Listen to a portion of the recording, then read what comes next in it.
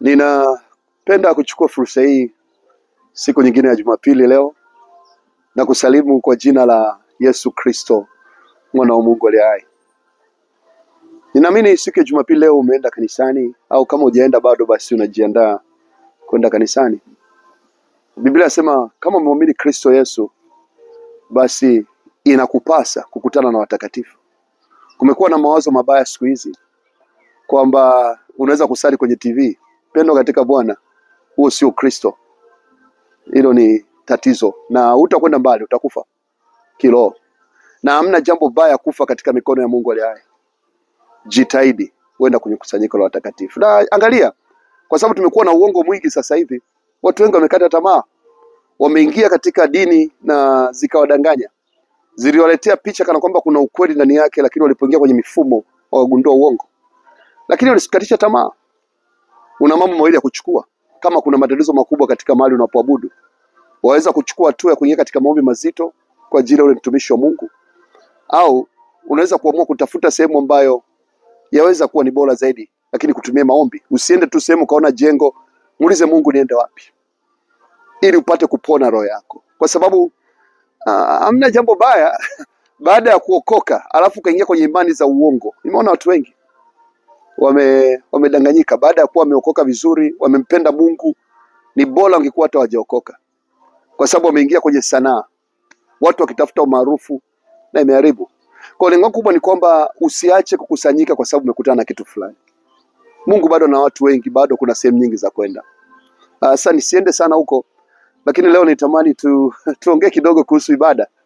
Na napoongea na wewe hapa nimetoka kwenye ibada, na tumekuwa na somo moja zuri sana ambao ningetamani pia na wewe, kama Mungu ameruhusu, niweze kushirikisha. Somo letu lilikuwa ni kumuelewa Roho Mtakatifu. Roho Mtakatifu ni nani?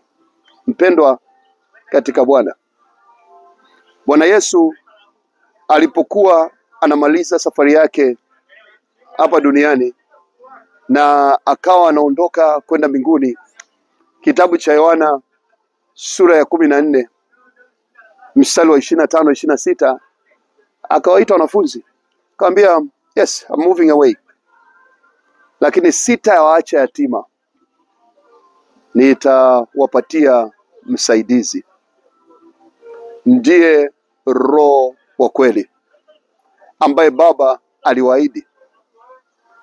Kwa hiyo Ukristo bila Roho Mtakatifu ni mgumu sana. Ukristo bila nguvu ya Roho Mtakatifu ni ngumu sana. Sasa Roho Mtakatifu ni nani?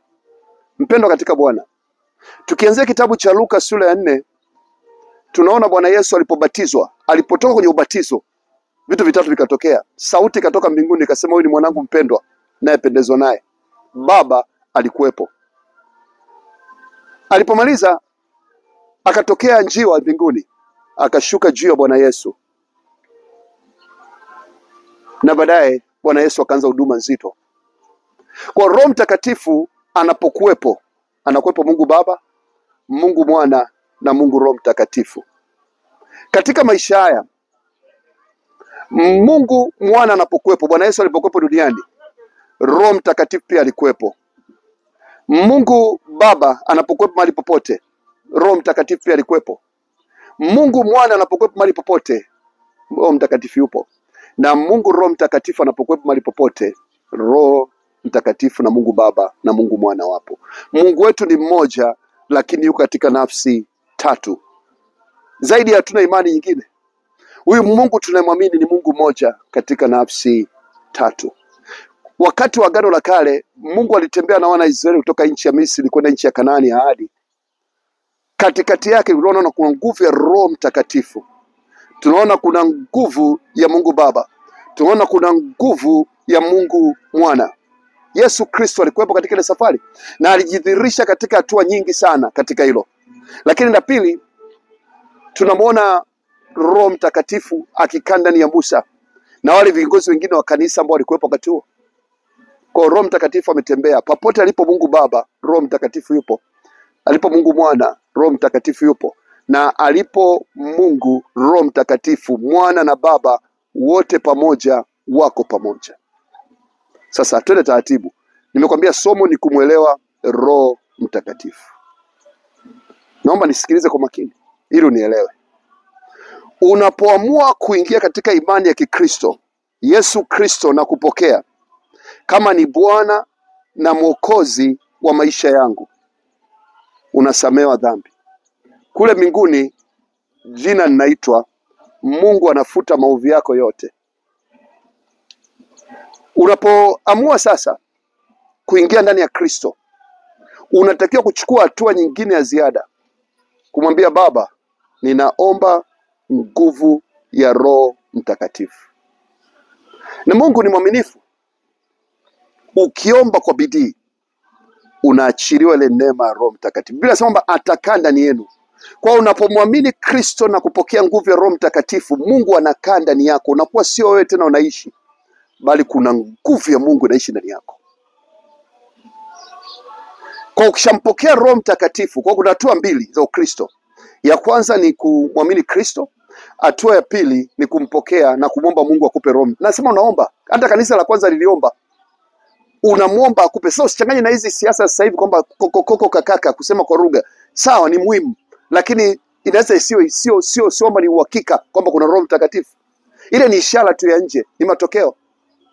Lakini ukitaka kupata vizuri ni kwamba unatakiwa uweze kujua ile nguvu inayokaa ndani yako. Ndio maana kuna watu wanaongea kwa lugha lakini wanatenda dhambi. Ndio maana kuna waimbaji wanaenda kwenye muziki wanaimba wanaongea kwa lugha lakini wazinzi wakubwa. Kwa sababu hakuna Roho Mtakatifu ndani yao. Kwa sio hukumu, lakini nataka ujue tofauti, kwa sababu imetokea madrama na siasa. Kuna nguvu inaingia ndani mwako. Ukimwomba Baba atakuachia neema ya nguvu ya Roho Mtakatifu ndani yako. Na Roho Mtakatifu akiingia atakaa ndani yako na kukuongoza. Hatua ya tatu. Roho Mtakatifu hatumpokei mara moja. Inabidi kila asubuhi, kila mchana, Roho Mtakatifu ingia ndani yangu. Kitabu cha Waefeso sura ya 5 mstari wa 18 anasema msilewe kwa mvinyo, bali mjazwe Roho Mtakatifu. Kwa ni muhimu sana kila mara kujazwa Roho Mtakatifu. Ni process ya kwenda moja kwa moja. Ni kama gari, unapokuwa umeokoka ni kama gari. Hii gari inatembea, ikiishiwa mafuta ni Roho Mtakatifu. Kuna wakati naweza kuamka asubuhi sina nguvu, na nguvu ya ugali na mwili mkubwa, lakini ndani yangu hakuna Roho. Inabidi nipige magoti, Baba achilia neema ya Roho Mtakatifu ingie ndani yangu ili ikafanye kazi kwa utukufu wa Mungu katika maisha yangu. Kwa ile nguvu inapofanya kazi, inanisaidia mimi kufanya kile ambacho Mungu amekusudia katika maisha yangu. Biblia katika kitabu cha Waefeso sura ya 3 mstari wa 20 anasema ile nguvu ambayo inaingia ndani mwetu, huyu Mungu ambaye tunamwamini ana uwezo kufanya mambo makubwa kuliko yale tunayowaza, kuyatafakari na kuyafikiri, kwa nguvu itendayo kazi ndani yetu. Unapoamua kuingia katika kumwamini Kristo na kupokea nguvu ya Roho Mtakatifu, Biblia inasema kwamba unapigwa muhuri wa Mungu. Kwa hiyo unakuwa sio mtu wa kawaida tena. Unakuwa ni mtu ambaye unatembea katika Roho Mtakatifu. Mpendwa katika Bwana, natamani leo kupitia somo hili ambalo ni la asubuhi ya leo uweze kuamua tena kusimama upya. Najua inawezekana umekata tamaa na imani yako, lakini hao ni wanadamu tu, lakini bado ukweli wa Mungu unabaki kuwa ukweli. Hatua 3 za msingi. Mpokee Yesu, tubu dhambi zako unazojua na usizojua. Ya pili, jitahidi kila siku muombe Mungu akupe nguvu ya Roho Mtakatifu. Hatua ya 3, amua kuongozwa na nguvu ya Roho Mtakatifu maishani mwako mote. Roho Mtakatifu atakuamsha usiku kuomba. Unapokuwa unaanza biashara atakuamsha. Na naomba nikwambie, ukishaamua kutembea na Roho Mtakatifu, mambo 7 yanatokea. Kitabu cha Wakorintho wa kwanza sura ya 12 mstari ule wa 7 mpaka wa 12. Jambo kubwa la kwanza linalotokea ambalo ni la tofauti sana, unapokea roho ya hekima. Roho Mtakatifu anakupa hekima. Kila unachokifanya kinaongozwa na nguvu ya Mungu. Wewe sio mtu wa kawaida tena. Wewe ni mwakilishi wa Mungu duniani. Ndani yako kuna Mungu Baba, Mungu Mwana na Mungu Roho Mtakatifu. La pili, unapokea roho ya ufahamu na maarifa. Uwezo wako unabadilika kwa sababu ni Mungu anayeongoza kusudi la Mungu katika maisha yako. La tatu, unapokea roho ya imani. Imani nini? Kuwa na uhakika na mambo yatarajiwayo. Jambo la 4, unapokea kunena kwa lugha mpya. Ni kipawa cha Roho Mtakatifu. Kwa niliposema pale kuhusu kunena kwa lugha mpya, nilikuwa na maana kwamba usenani kwamba ndio ishara. Hili ni ishara, ni matokeo. Jambo la 5, unapokea roho ya kutenda miujiza. Jambo la 6, unapokea roho ya uponyaji. Kwa kuna faida kubwa za kumwamini Roho Mtakatifu. Mpendwa katika Bwana, Ukristo bila Roho Mtakatifu ni dini ya ovyo, wala hamna kitu. Lakini kinachofanya kuwe na mafuta na nguvu katika Roho Mtakatifu ni ile swala zima la kumpokea na kutembea katika Roho Mtakatifu. Nakushukuru sana kwa kuchukua muda wa kunisikiliza. Ninakupenda. Natamani tukutane pale juu kwa Baba siku moja baada ya maisha haya kuisha. Ninashukuru sana kwa kunipa muda, na naomba Mungu akulinde. Naomba uanze sasa kuwa na kiu kubwa ya kumtafuta huyo Roho Mtakatifu. Mungu akubariki tena. Tuonane tena Jumapili ijayo. Naitwa mchungaji Sako Merrick wa huduma ya Success Chapel pale Zinje, Dodoma. Karibu sana kwenye ibada yetu kila Jumapili saa 3 asubuhi na tunamaliza saa 5 asubuhi, lakini tuna ibada pia ya kwanza ya Kiingereza saa 1 kamili asubuhi. Na utakapokuja utaona uwepo wa Roho Mtakatifu. Mungu akubariki. Maranatha. Amen.